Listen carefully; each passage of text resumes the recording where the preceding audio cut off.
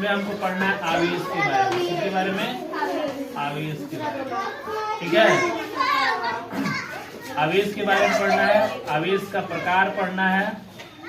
ठीक है, आवेश का प्रकार। उसके बाद से टॉपिक बनेगा आवेशों का क्वांटीकरण। क्या बनेगा? आवेशों का क्वांटीकरण के सिद्धांत। क्वांटीकरण के सिद्धांत है समझ में। इसके बाद से बनेगा विद्युत बल। कौन सा बल जी? विद्युत बल। और विद्युत बल में कूलॉम का नियम। किसका नियम? कूलॉम का नियम। कूलॉम के नियम के बाद से हमको पढ़ना है इसमें विद्युत बल, विद्युत क्षेत्र भी पढ़ना है। क्या पढ़ना है? विद्युत क्षेत्र भी पढ़ना है। इसके बाद से विद्युत बल रेखाएं क्या होती है? कौन जी? विद्युत बल रेखाएं, जो कि हम लोग कल पढ़े थे। समझ आ रहा है ना? विद्युत बल रेखाएं। और भी मतलब इसमें कुछ पॉइंट और बनेगा कि विद्युत बल, कौन बल? विद्युत बल, गुरुत्वाकर्षण बल। कौन? गुरुत्वाकर्षण बल है ना, तथा चुंबकीय बल। कौन बल जी? चुंबकीय बल। इन तीनों में अंतर हमको क्या करना है? पढ़ना है। इन तीनों में अंतर पढ़ना है। विद्युत बल, गुरुत्वाकर्षण बल और चुंबकीय बल में अंतर पढ़ना है।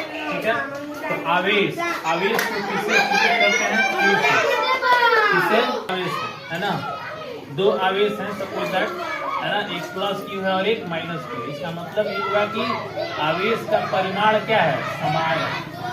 आवेश का परिमाण समान है ना, समान है, लेकिन दोनों विपरीत चिन्ह वाले हैं। विपरीत चिन्ह वाले, लेकिन ये विपरीत चिन्ह वाले होते हैं। प्लस और माइनस, ऋण होता है और क्या होता है? धन होता है। समझ में? प्लस या माइनस। जैसे आपको बताया गया इलेक्ट्रॉन, इलेक्ट्रॉन में माइनस चार्ज होता है, लेकिन वहीं प्लस चार्ज हो जाती है, क्या बन गया? प्रोटॉन बन गया, है ना, यानी धन आवेश बन गया। ठीक है, और वही यदि माइनस होगा तो ये क्या बनेगा? इलेक्ट्रॉन, यानी ऋण आवेश बनेगा। क्या बनेगा? ऋण आवेश बनेगा। आया समझ में? ऋण आवेश बनेगा।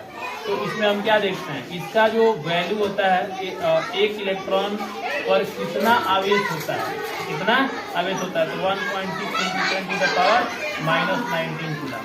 ये नेगेटिव में होगा, लेकिन ये किसमें होगा? पॉजिटिव में। -19 कूलम ये किसमें होगा? पॉजिटिव में। तो इसमें हम क्या देख रहे हैं कि परिमाण क्या है? समान है ना। परिमाण क्या है? समान है, लेकिन दोनों विपरीत चिन्ह वाले। विपरीत चिन्ह वाले हैं ना, एक प्लस में है, एक माइनस में। ठीक है, और उसके बाद आवेशों के क्वांटीकरण के सिद्धांत में हमने देखा था कि कोई भी जो चार्ज होता है ना, कोई भी चार्ज होता है, क्या कोई भी आवेश होता है, वो इलेक्ट्रॉनों का इंटीग्रल मल्टीपल होता है। तो इस फॉर्मूला आप लोग को याद रखना है, Q = N × T, यानी Q बराबर हम लिखते हैं +-M × T। ऐसा मतलब जहाँ n का मान हो जाएगा +-1 +-2 हो जाएगा। ऐसा मतलब तो क्या होता है? आवेश जो होता है इलेक्ट्रॉनों का पूर्ण गुणज होता है। पूर्ण गुणज होता है, पूर्ण गुणज। ये सब n बराबर +-1 ये क्या है? पूर्णांक है। क्या ये? पूर्णांक। ऐसा समझ में? क्या ये? पूर्णांक है ना। क्या ये? पूर्णांक। आया समझ में? उसके बाद आ गया विद्युत बल। कौन बल? विद्युत बल। विद्युत बल के बारे में आपको बताया गया है कि यदि दो आवेश है ना, दो आवेश को हम किसी दूरी पर रख देते हैं, ठीक दूरी पर रख देते हैं, Q1 और Q2 है ना, मान लेते हैं उनके बीच की दूरी क्या है? R है। तो Q1 जो है बल महसूस करेगा Q2 के द्वारा अपने आप में, उसके बाद Q2 भी बल महसूस करेगा Q1 के द्वारा। यदि दोनों एक दूसरे पर बल आरोपित करते हैं, ऐसा है, दोनों एक दूसरे पर बल आरोपित करते हैं। Q1 अलग जो है Q2 पर बल लगाएगा और Q2 अलग जो है Q1 पर बल लगाएगा। तो दोनों एक दूसरे पर बल लगाते हैं, और वो बल क्या होता है? दोनों बराबर होता है, लेकिन अपोजिट डायरेक्शन में होता है। ऐसा तो बल यदि हम निकालते हैं वो बल, तो बल क्या होता है? कूलॉम के नियम से हम क्या जानते हैं? यह बल जो होता है ये विद्युत बल होता है, और यह बल जो होता है दोनों आवेशों के गुणनफल का सीधा समानुपाती होता है। लेकिन इनके बीच की दूरी का व्युत्क्रमानुपाती होता है। दोनों को मिला दें तो F समानुपाती Q1 Q2 बट्टा क्या बन जाएगा R स्क्वायर। वही F बराबर क्या बन जाएगा, जैसे समानुपाती घटेगा K equal to Q1 Q2 by R square बन जाएगा। K यहाँ पर क्या है, K यहाँ पर K का वैल्यू हो जाता है 9 into 10 to the power 9, 9 into 10 to the power 9 newton. यहाँ से इसको निकालिएगा K का वैल्यू, तो K बराबर क्या लिख सकते हैं F R स्क्वायर बट्टा Q1 into Q2। F Newton में, डिस्टेंस मीटर में, तो बनेगा न्यूटन मीटर स्क्वायर, और नीचे Q1 और Q2 कूलाम में, तो क्या बनेगा कूलाम स्क्वायर। तो K का वैल्यू जो है इतना होगा, है समझ में। लेकिन यही K जो है 1/4 पाई एप्सिलॉन नॉट के क्या होता है बराबर होता है। एप्सिलॉन नॉट क्या बोलता है, इसको बोलते हैं निर्वात की परावैधता, निर्वात की परावैधता, है ना, निर्वात की परावैधता इसको कहा जाता है, निर्वात का एप्सिलॉन नॉट।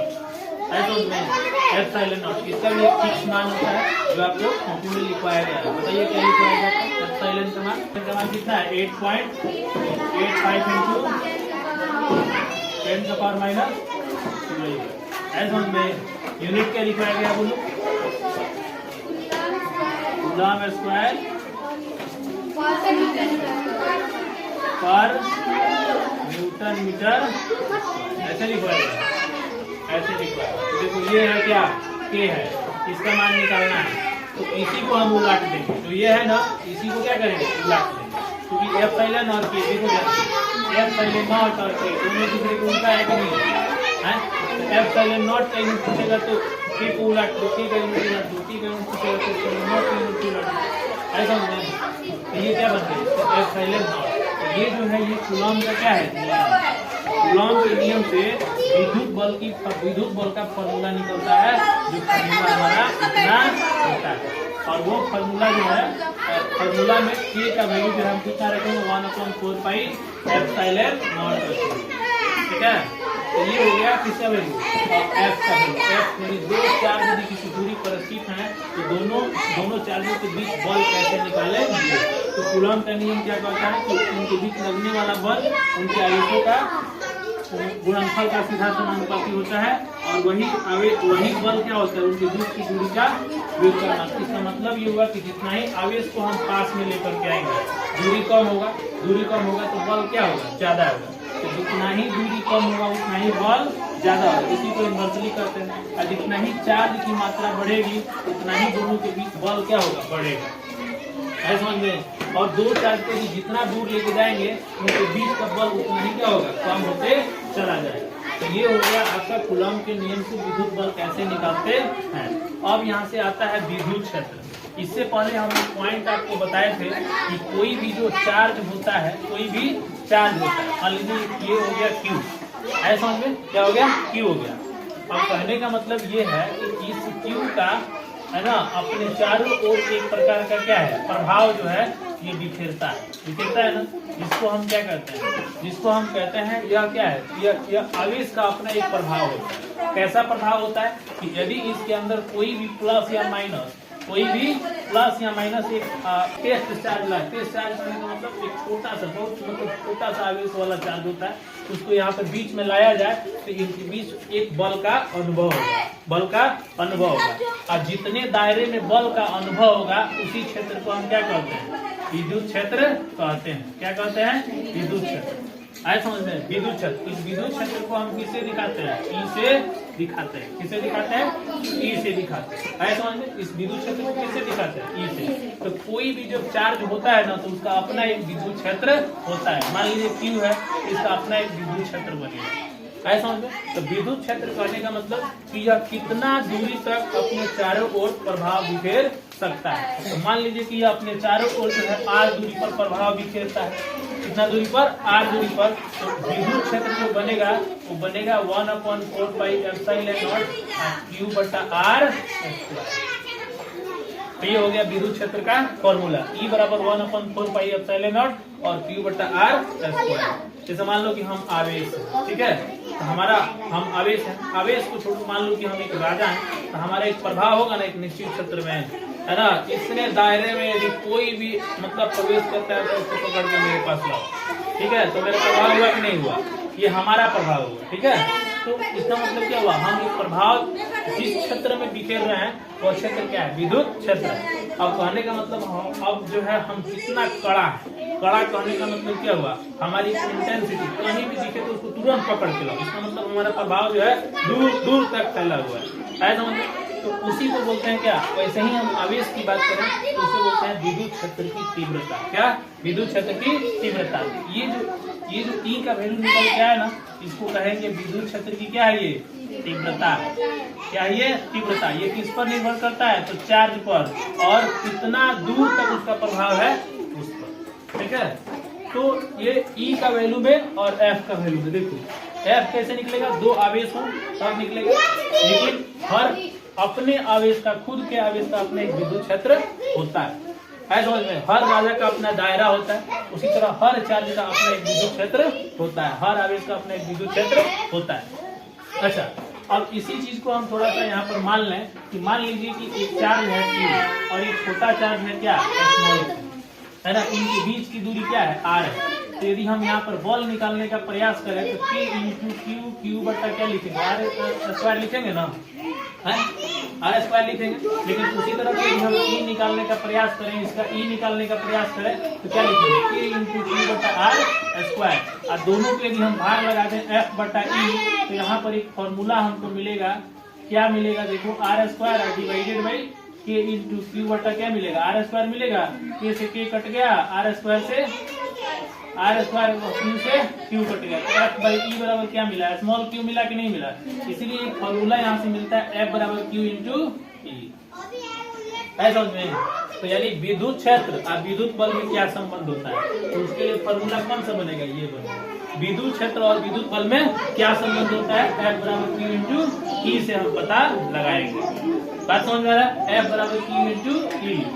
Q क्या है, तो Q कहने का मतलब क्या है, एक तरह से इसको हम परीक्षण चार्ज बोलते हैं, आवेश चार्ज बोलते हैं, एक छोटा सा चार्ज होता है। लेकिन उसी के आधार पर हम कह सकते हैं कि किसी भी आवेश को विद्युत, किसी भी आवेश का विद्युत क्षेत्र है ना, विद्युत क्षेत्र और विद्युत बल, और विद्युत बल देखो, कोई भी, जैसे कोई भी आवेश है Q, तो इसका अपना विद्युत क्षेत्र बनेगा, तो विद्युत क्षेत्र बनेगा ना, उसके बीच में कोई भी चार्ज आ जाएगा, कोई भी चार्ज आ जाएगा तो वह एक तो क्या करता है, वह उस चार्ज पर एक बल आरोपित करता है, क्या बल आरोपित करता है, जो एक रेखा से प्रदर्शित किया जाता है, जो एक रेखा से प्रदर्शित किया जाता है, जिसको हम विद्युत बल रेखा कहते हैं। क्या कहते हैं, विद्युत बल रेखा, विद्युत बल रेखा।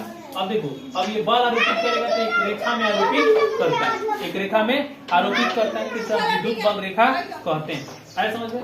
अब देखो, विद्युत बल रेखा की यदि हम बात करें तो विद्युत बल रेखाएं कितने तरह से होती है, जैसा कि हमने पढ़ा अभी कि कल पढ़े थे कि परसों, है ना, कोई भी यदि प्लस चार्ज होगा तो विद्युत बल रेखाएं उसकी बाहर की दिशा में, यानी बाहर की ओर जाती हुई प्रतीत होती हैं। तो ये धन आवेश की विद्युत बल रेखाएं हो गई, विद्युत क्षेत्र रेखाएं हो गई।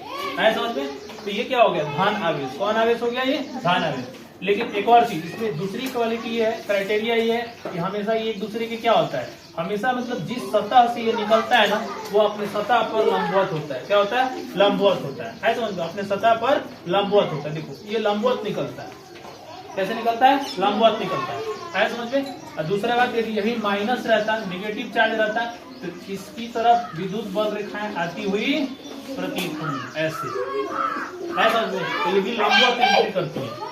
लेकिन वहीं यदि दोनों रेखाएं यदि मान लीजिए आ जाए, प्लस और माइनस में आ जाए, प्लस में आ जाए और माइनस में आ जाए, तो यहाँ पर विद्युत बल रेखाएं प्लस से निकल करके माइनस पर समाप्त होती है। कहाँ से कहाँ निकल करके, प्लस से निकल करके माइनस पर क्या होती है, समाप्त होती है। ऐसे ये विद्युत बल रेखाएं होती है। लेकिन वहीं यदि दोनों क्या हो गए, दोनों यदि मान लीजिए प्लस हो गया और ये भी प्लस हो गया, तो ये दोनों के बीच, ये देखो, ये प्लस और माइनस डिफरेंट है, तो यहाँ पर आकर्षण बनेगा। क्या बनेगा, आकर्षण। लेकिन ये दोनों अलग अलग है, तो ये आकर्षण नहीं होगा। ये इनकी विद्युत बल रेखाएं एक दूसरे को आकर्षित नहीं करेंगी, बल्कि प्रतिकर्षित करेंगे। यदि ये सीधे निकलने का प्रयास कर रहा है और ये भी सीधे निकलने का प्रयास कर रहा है, तो दोनों एक दूसरे पर बल लगाएंगे, जिसकी वजह से इसका डायरेक्शन क्या हो जाएगा, चेंज हो जाएगा। ऐसा बोलिए, जिसकी वजह से इसका डायरेक्शन चेंज हो जाएगा, इसकी वजह से इसका डायरेक्शन क्या हो जाएगा, चेंज हो जाएगा। ऐसे इधर से भी ये जाना चाहेगा तो ये इधर भोगेगा, सीधे नहीं जा पाएगा, और ये कहाँ भोगेगा इधर। इस तरह दोनों के बीच क्या होगा, कभी ये टच नहीं करेंगे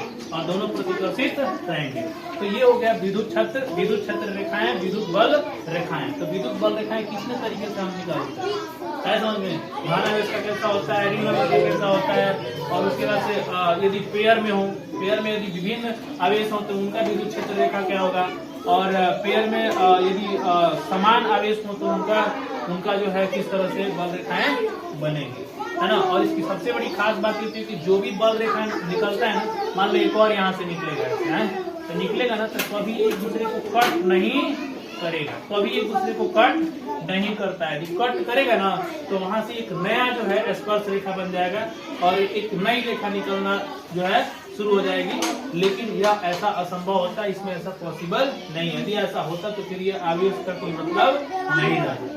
ये कितनी बार प्रश्न पूछता है कि विद्युत बल रेखाएं एक दूसरे को प्रतिच्छेद क्यों नहीं करती हैं, एक दूसरे को प्रतिच्छेद क्यों नहीं करती, ये हमेशा एक दूसरे के समांतर करती है, क्योंकि यदि प्रतिच्छेद करेंगे तो स्पर्श रेखा न्यू बनेगी। तो मान लो यहाँ से ये कट किया और एक यहाँ से कट कर दिया ना, तो फिर यहाँ से कट किया तो फिर इसका स्पर्श रेखा अलग होगा और इसका स्पर्श रेखा अलग होगा। देखो दो बन गया कि नहीं बन गया, इसका अस्तित्व तो क्या हो जाएगा, खत्म हो जाएगा।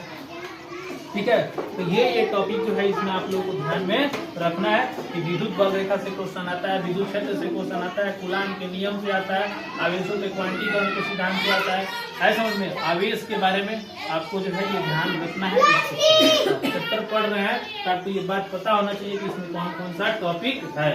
तो अगला जो आपका इसका टॉपिक है वो है द्विध्रुव। क्या है, द्विध्रुव, है ना, जिसको हम कहते हैं डाइपोल मोमेंट कहा जाता है। ठीक है, तो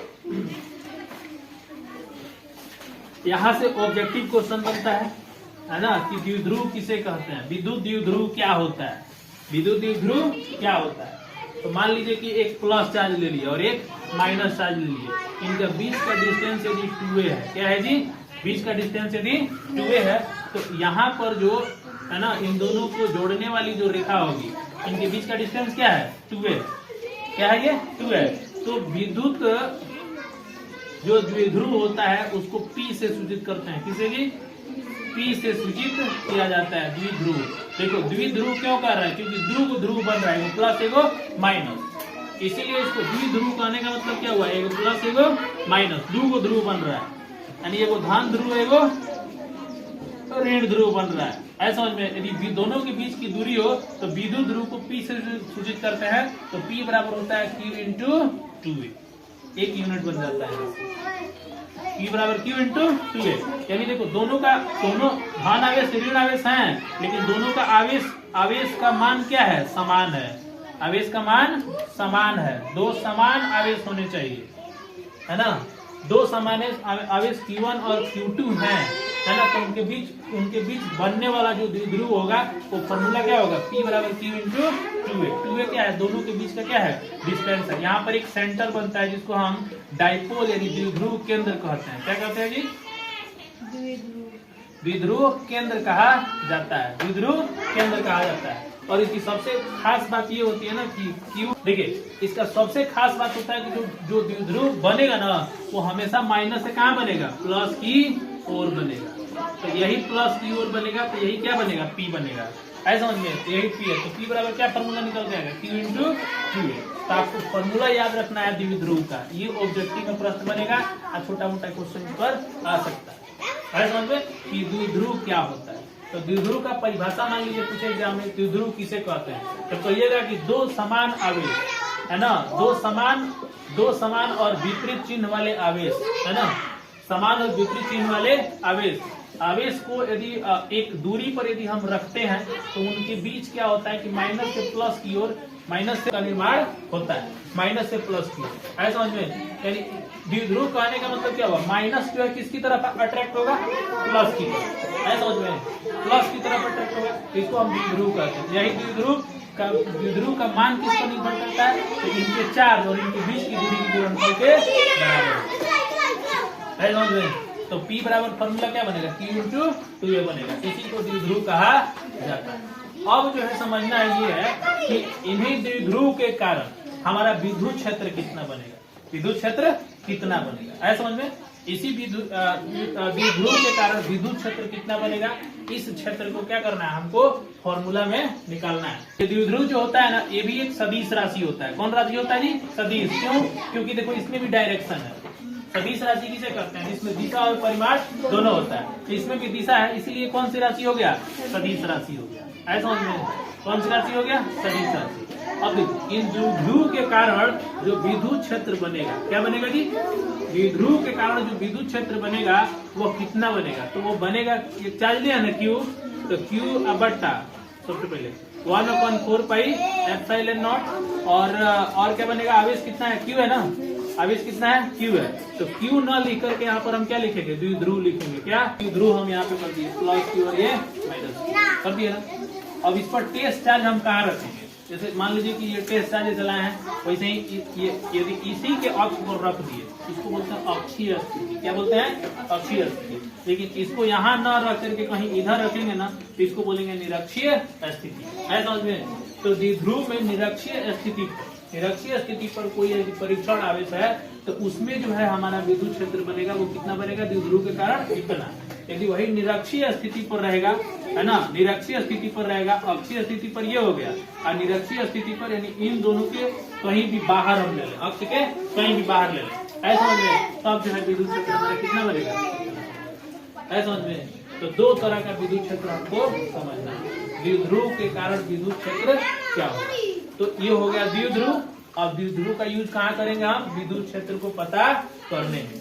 तो कितने तरह का विद्युत क्षेत्र निकलेगा, दो तरह का। एक निकलेगा इसके अक्ष पर जब परीक्षण आवेश रख दे तब, है ना, परीक्षण आवेश रख दे तब, और दूसरा एक इसके अपोजिट यानी इसके बाहर कहीं, अक्ष के बाहर कहीं रख दे तब। तो दो केस में जो है हमारा क्या बनेगा, द्विध्रुव के कारण विद्युत क्षेत्र का फॉर्मूला निकलेगा। तो ये सीधे जो है आपको ऑब्जेक्टिव में पूछा जा सकता है कि यदि अक्षीय स्थिति पर, द्विध्रुव में अक्षीय स्थिति पर कोई परीक्षण आवेश रखते हैं तो विद्युत क्षेत्र कितना बनेगा, है ना।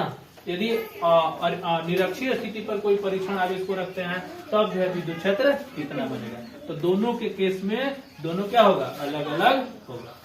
समझ में, दोनों के केस में अलग अलग होगा। ठीक है। अब एक और चीज देखो, अब यहाँ पर क्या करते हैं ना कि P बराबर फॉर्मूला क्या होता है, Q इंटू 2L या 2A, है ना। तो इसके जगह पर आप इतना रख सकते हैं, इसके जगह पे आप इतना रख सकते हैं। ठीक है। ये फाइनली लास्ट में जो इसका क्वेश्चन आंसर यदि हम करेंगे तो इसमें P बराबर Q इंटू 2A लगा करके इसको आपको क्या करना होगा, रखना होगा। है समझ में। तो इस तरह से जो है हम क्या करते हैं, द्विध्रुव के कारण विद्युत क्षेत्र बनता है दो केस में, एक अक्षीय स्थिति केस में और एक निरक्षीय। इसका डेरिवेशन हम लोग करेंगे कि आखिर ये कैसे आया और ये कैसे आया, है समझ में। तो इसका डेरिवेशन हम लोग को बस करना है। यही एक टॉपिक क्या है बचा है, एक और टॉपिक बचा है क्या, विद्युत ये क्या बोलते हैं, यदि द्विध्रुव को किसी विद्युत क्षेत्र में रख दिया जाए तो क्या होगा। ठीक है। मान लो कि ये पहले से विद्युत क्षेत्र है, क्या है जी, पहले से क्या है, विद्युत क्षेत्र है। अब हम क्या करते हैं ना कि इसमें द्विध्रुव को रख देते हैं। अब द्विध्रुव क्या हुआ, ये मान लो ये क्या हो गया, विद्युत क्षेत्र की दिशा हो गई, है ना। अब हम इसमें क्या करते हैं, एक हम ऐसे रख देते हैं, है ना। एक ये चार्ज हो गया प्लस और एक ये हो गया माइनस। और आपको बात पता होना चाहिए, क्या पता होना चाहिए, ध्यान दीजिए। पता ये होना चाहिए कि प्लस क्यू है तो विद्युत क्षेत्र जिसका ये बाहर की तरफ है ना, तो इसी के डायरेक्शन में ये क्या करेगा, गमन करेगा। और ये माइनस है तो ये हमेशा कभी इसी के डायरेक्शन में रहेगा, हमेशा ये किस डायरेक्शन में रहेगा, विपरीत डायरेक्शन में। अब देखो यहाँ भी बल लग रहा है, यहाँ भी बल लग रहा है और यहाँ भी बल लग रहा है। तो अब मान लो यहाँ पे देखो आवेश इतना है, विद्युत क्षेत्र इतना है, तो बल क्या लगेगा, Q इंटू T। यहाँ पर भी बल कितना लगेगा, Q इंटू E, लेकिन ये माइनस में लगेगा कि नहीं। देखो दोनों बल का परिमाण क्या है, समान है, दोनों बल का परिमाण क्या है, समान है। अब जैसे समान होगा लेकिन विपरीत दिशा में लग रहा है, इसे मान लीजिए कि ये ऑब्जेक्ट है, ठीक है। अब हम इधर भी बल लगा रहे हैं और इधर भी बल लगा रहे हैं, दोनों बल यदि समान में होगा तुरंत अपने एक्सिस पर क्या हो जाएगा, घूम जाएगा। तो यहाँ पर एक एक्सिस बन जाएगा, ठीक है। और इसी एक्सिस पर क्या करने लगेगा, ये रोटेट करने लगेगा। ऐसा समझ में, ये क्या करने लगेगा, रोटेट करने लगेगा। तो वही कहा जाता है कि यदि विद्युत द्विध्रुव को, किसी एक विद्युत द्विध्रुव को किसी विद्युत क्षेत्र में रख दें तो क्या होगा, है समझ में, रख दें तो क्या होगा। तो यहाँ पर क्या हो जाएगा, एक तुरंत जो है यहाँ पर सेंटर ऑफ डाइपोल यानी द्विध्रुव केंद्र बनेगा, है ना। और जिसके एक्सिस के कारण ये क्या करने लगेगा, रोटेट करने लगेगा। मान लेते हैं इसके बीच की दूरी कितना है, 2a है ना। तो द्विध्रुव के कारण क्या हो जाएगा, इसमें मूवमेंट हो जाएगा। पता है ये जैसे घूमेगा ना, तो इसको क्या कहते हैं जी, टॉर्क, यानी इसको बल आघूर्ण कहा जाता है। क्या जी बोलो, बल आघूर्ण कहो चाहे द्विध्रुव आघूर्ण कहो, क्या कहोगे, आघूर्ण कहने का मतलब क्या हुआ, रोटेशन। क्या, रोटेशन। देखो जब ये ऑब्जेक्ट है ऐसे बल लगाएंगे तो सीधा घूमेगा, लेकिन यही ऑब्जेक्ट है, ढक्कन है, ऐसे बल लगाएंगे तो ये घूमेगा। तो इस तरह से बल लगे और कोई ऑब्जेक्ट घूम जाए तो इसको टॉर्क कहते हैं, आघूर्ण कहते हैं। क्या कहते हैं, आघूर्ण। लेकिन ऐसे बल लगे है ना, तो इसको आघूर्ण ना करके नॉर्मली बल का डिफिनेशन देते हैं। तो यहाँ पर क्या बन गया, टॉर्क बन गया। क्या बन गया जी, टॉर्क। टॉर्क बराबर क्या होता है, तो अब यहाँ पर ये ध्यान देना है, टॉर्क बराबर होता है कि जो बल लग रहा है वो है ना, जो बल लग रहा है वो, अब प्लस ये देखना है कि बल जो हम लगा रहे हैं वो कितना दूरी पर लगा रहे हैं, सेंटर से कितना दूरी पर लगा रहे हैं। तो एक सेंटर से कितना दूरी पर लगा रहे हैं, तो मान लिया हमने L डिस्टेंस पर लगा रहे हैं, तो टॉर्क बराबर फॉर्मूला बनेगा F इंटू L। फोर्स लगा रहे हैं, लेकिन जैसे मान लो कि अब इसको खोलना है तो हम यहाँ पे रिंच लगाएंगे, रिंच लगा कर इसे ढके खींचेंगे, तो अब रिंचवा का दूरिया कुछ बनेगा ना, है कि नहीं। एक बल इधर लगा रहे हैं, तो ये बल और ये दूरी दोनों मिला के क्या क्रिएट करता है, टॉर्क क्रिएट करता है। ट्रक का चक्का खोलते हुए देखे हो कभी, है ना, उसमें क्या करता है, लगा के उस पर चढ़ता है, हिंचता है, तब जाके उसका नटवा क्या होता है, खुल जाता है। तो क्या हिटी चुकी रहता है उसका पनवा, नहीं, लंबा रहता है ना। अब मान लो इतना छोटा ले लेगा तो बल लगाना बनेगा, नहीं बनेगा। ऐसा समझ में, तो किस पर डिपेंड करता है, कितना टॉर्क होगा उसके लेंथ पर डिपेंड करता है। ऐसा समझ में, तो इसलिए फॉर्मूला क्या बनता है, टॉर्क बराबर F इंटू, आगे चल के है ना, आगे ये टॉर्क का फॉर्मूला कितना होगा। यदि मान लेते हैं कि ये थीटा एंगल बना रहा है, तो इसका फॉर्मूला, इसका परपेंडिकुलर डिस्टेंस ये लेते हैं, कौन लेंगे, ये लेंगे, तब जाकर के क्या होगा वो बनेगा। तो आघूर्ण कैसे जनरेट होगा, ठीक है ना, कि द्विध्रुव को हम क्या करें, विद्युत क्षेत्र में ला करके रख दिए तो ऑटोमेटिक वहां पर रोटेशन क्रिएट होगा। उसी रोटेशन को हम द्विध्रुव आघूर्ण बल आघूर्ण के नाम से जानते हैं। अब बल हम एक इसके लिए छोटा फॉर्मूला निकालेंगे और ये थोड़ा सा बड़ा है ना, इसके लिए फॉर्मूला निकालेंगे। अब आपको पता चल गया चैप्टर में क्या है, तो एकदम रिवीजन बहुत जरूरी है। देखो रिवीजन कैसे करता है ना, घर जाकर के उसको उलट पुलट के रिवीजन करिए, तब जो है आपको फायदा होगा। खाली नोट लिखवाने से फायदा नहीं होगा। अब मेहनत कीजिए घर पे, है ना, मेहनत कीजिएगा जितना ही सारा क्वेश्चन एग्जाम में बनेगा।